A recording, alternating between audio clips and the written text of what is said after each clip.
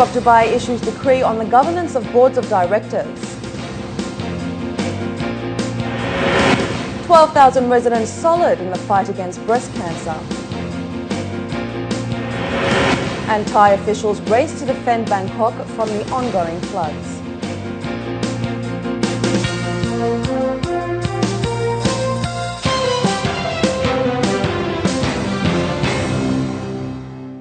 This is 7 National News. In our top story this evening, His Highness Sheikh Mohammed bin Rashid Al Maktoum, Vice President and Prime Minister of the UAE and ruler of Dubai, has issued a decree on the governance of boards of directors for both profit and non-profit institutions and corporations owned by the federal government, whether they currently exist or will be established in future.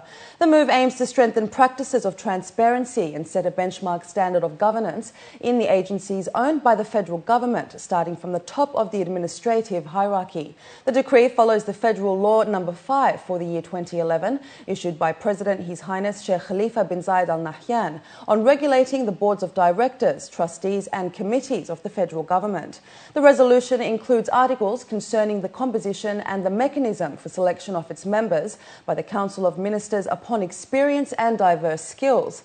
For its part, the Council of Ministers will conduct an annual assessment of board performance in accordance with the standards specified by the government.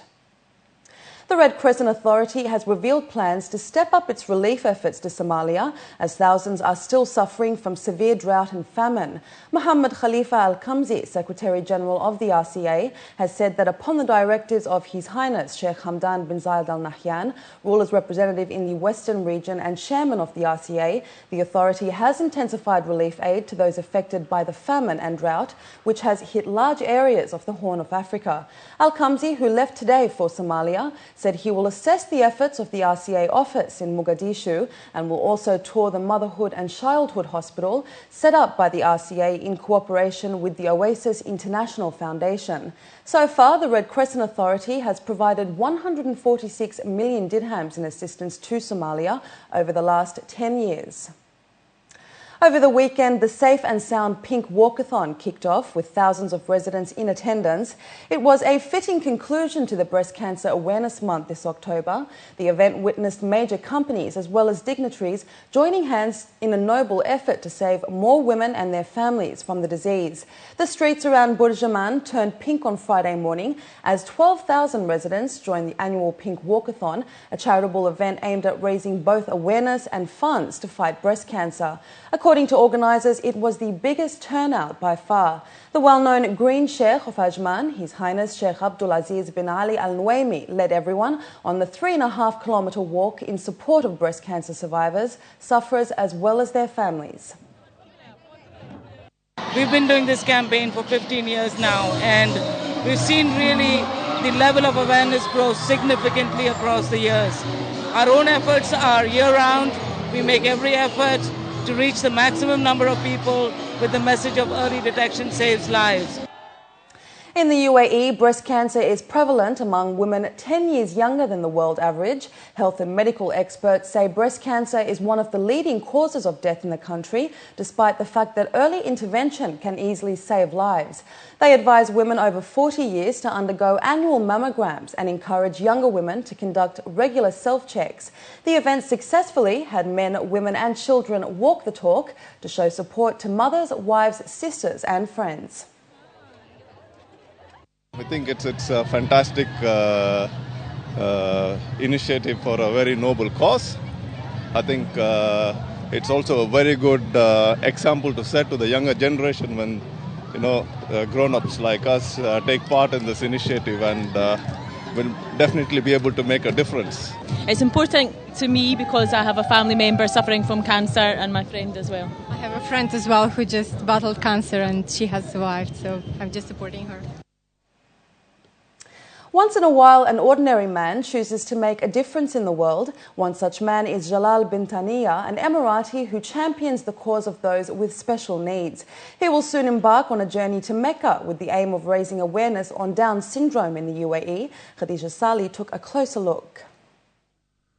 This long stretch of highway can seem like the way life is for many of us. It is not the kind of road wherein one would choose to walk on his own. However, the question is, how long are you willing to walk for another? For Jalal bin Thaniya, he says it's a 2,000-kilometer journey for charity to the Holy Land of Mecca, with the aim of raising awareness and hopefully generating funds towards the Down Syndrome Association in the UAE. I raise awareness, and it's up to the society to get involved and to send money to them directly. There is a hidden message, and also personally, there is something for me there in Mecca. You know, it's something that I feel I need to do. You know, I've walked a lot. I walked around the UAE, walked to the empty quarter, climbed 100 towers. So now it's time to do a real walk. The 25-year-old Emirati has taken on extreme missions in the past, including a 600-kilometer walk across the country for the Dubai Autism Center. In 2008, he became the first man to complete a vertical marathon when he climbed 2,775 floors of skyscrapers in 12 days for the Rashid Pediatric Therapy Center, and completed another 550-kilometer journey to the empty quarter and raised funds for the Census Center. He says the upcoming trek is symbolic of the hardships those with special needs face.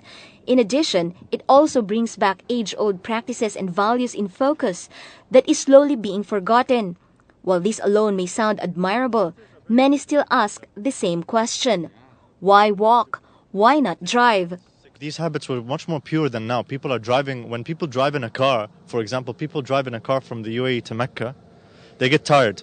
Think about a guy walking from here to there. Doesn't that teach you a lot? That teaches me a lot. In a way, I'm in solidarity with them. You know, I'm sacrificing my time, my effort, time away from work. You know, I work, and there's a lot of things I'm sacrificing.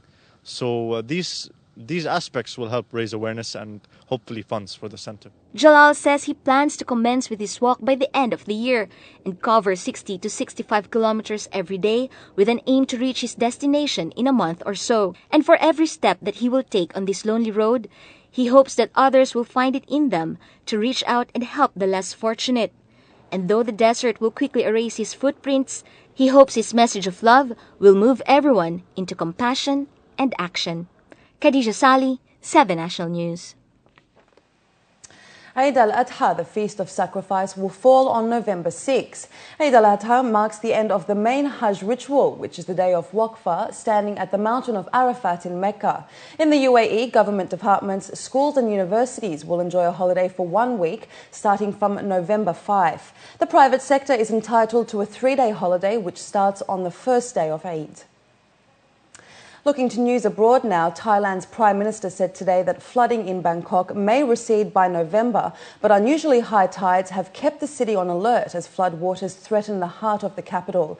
Bangkok's main waterway has swelled close to its brink during high tide, with water flowing into the Pranakorn district, where temples and famous tourist markets are located. Many residents have tried to build barriers to keep out the water, but some have given up as water being drained from the northern provinces is showing no signs of decreasing.